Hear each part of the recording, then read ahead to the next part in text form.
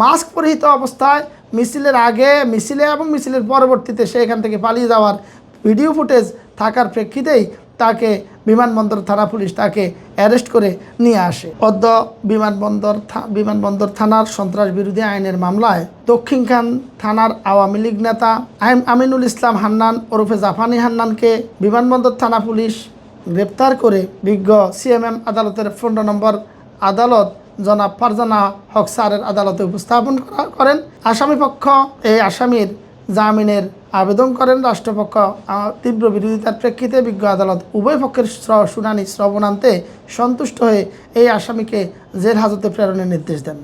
এই আসামির বিরুদ্ধে অভিযোগ হচ্ছে তিনি ঢাকা ময়মনসিংহ রোডের ফাঁকা রাস্তার পাশাপাশি ফাঁকা রাস্তার উপর এজাহার নামীয় এবং অজ্ঞাতনামা আরও 30-35 জন আসামিসহ শেখ হাসিনাকে দেশে ফিরিয়ে আনার জন্য এবং ডক্টর মোহাম্মদ ইউনূসের নেতৃত্বাধীন বর্তমানে ইন্টারিম গভর্নমেন্টের বিরুদ্ধে বিভিন্ন স্লোগান দিয়ে সে যে রাষ্ট্রবিরোধী স্লোগান দেয় সেই প্রেক্ষিতে তাকে আজ এই মামলায় গ্রেপ্তার করে আনা হয়। সেই এলাকায় মাস্ক পরিহিত অবস্থায় মিছিলের আগে, মিছিলে এবং মিছিলের পরবর্তীতে সে এখান থেকে পালিয়ে যাওয়ার ভিডিও ফুটেজ থাকার প্রেক্ষিতেই তাকে বিমানবন্দর থানা পুলিশ তাকে অ্যারেস্ট করে নিয়ে আসে।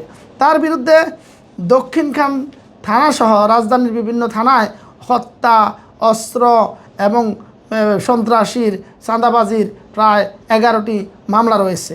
তন্মধ্যে 2021 সালের 24শে মার্চ দক্ষিণখানের ব্যবসায়ী আব্দুর রশিদ হত্যা মামলার প্রধান আসামি এই জাপানি হান্নানের বিরুদ্ধে এই হত্যা মামলাটাও আদালতে বিচারাধীন রয়েছে। পদ্মা সেতু, মেট্রো রেল এবং এলিভেটেড এক্সপ্রেসওয়ে নির্মাণের গর্বিত অংশীদার বসুন্ধরা সিমেন্ট।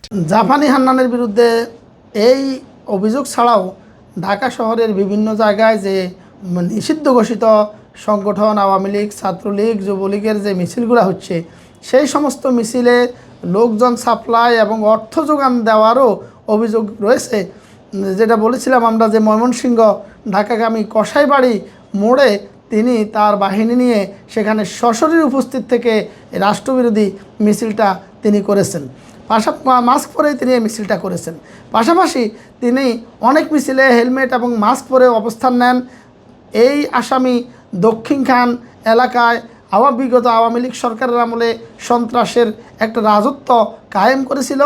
তা তিনি এই দক্ষিণখান এলাকার মানুষকে চাঁদাবাজি এবং সন্ত্রাসী এবং মাদকের মাধ্যমে জিম্মি করে ফেলেছিলেন। আজকে বিজ্ঞ আদালত জনাব ফারজানা হক এই আসামিকে জেল হাজতে প্রেরণের মাধ্যমে এই বাংলাদেশে কোনো আসামিকেই, কোনো রাষ্ট্রবিরোধী এবং আইন শৃঙ্খলা বিঘ্নকারীকেই আর যে আইনের আওতায় আনা হবে এবং তাদেরকে কখনোই ছাড় দেওয়া হবে না, সেটাই আজকে প্রমাণিত হয়েছে। আমরা আশা করি আমাদের আইন শৃঙ্খলা বাহিনী আরও তৎপর হবে। ঢাকা শহরের বিভিন্ন জায়গায় যে জটিকা মিছিল করে শেখ হাসিনাকে ফিরিয়ে আনার যে নীল নকশা বা তারা যে আশা পোষণ করছে সেটা কখনোই বাস্তবায়িত হবে না বলে আমরা বিশ্বাস করি।